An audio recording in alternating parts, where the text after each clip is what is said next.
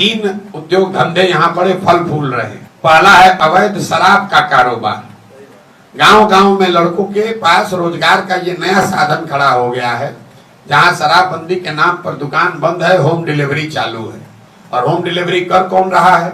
ये नए लड़के, उनको शराब माफिया अपने पेरोल पर लेकर, उसको मोटरसाइकिल लेकर 4, 5, 10 बोतल का हेर फेर करा रहे हैं और लड़के इस काम में फंसते चले जा रहे हैं। दूसरा जो देखा हमको काम का, लोगों का जो यहाँ रोजी रोजगार का उपाय है, वो है अवैध बालू का खनन। हम लोग जब रोड पर पैदल चलते हैं, 10 ट्रक या ट्रॉली अगर हमको मिलेगा तो उसमें मान कर चलिए कि 2-3 ट्रक ट्रॉली वही होगा जिसमें अवैध बालू का खनन हो रहा है। आप बांका जाइए वही हाल, चंपारण जाइए वही हाल, सुपौल जाइए वही हाल। कोई जिला ऐसा नहीं है जहां अवैध बालू का खनन बहुत बड़े स्तर पर नहीं हो रहा है।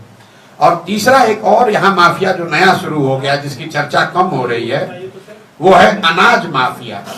ये जो प्रधानमंत्री गरीब कल्याण योजना चल रही है, जिसमें लाभार्थियों को 5 किलो अनाज प्रति माह मिलना है, लोगों को अनाज 4 किलो ही मिल रहा है।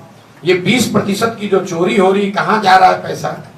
ये 20% की चोरी इसलिए हो रही है कि करीब 30 से 35 रुपया प्रति क्विंटल के हिसाब से पैसा काट कर जनप्रतिनिधियों और अफसरों के बीच में बांटा जा रहा है। ज्यादातर जगह पर विधायक महोदय लोग भी 6 से 7 रुपया प्रति क्विंटल अपना हिस्सा इसमें ले रहे हैं।